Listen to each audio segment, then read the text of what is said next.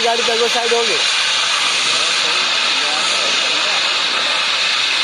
अभी 3 टन टैंकी आ गई और बच्चे बड़े बड़े। हाँ आगे है पहुँचा टैंकी।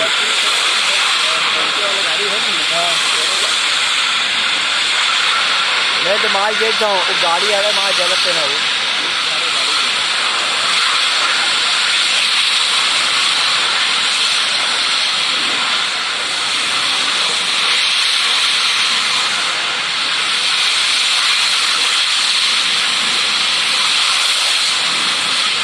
सिलेंडर है नहीं गलत नहीं किया। हाँ टंकी है।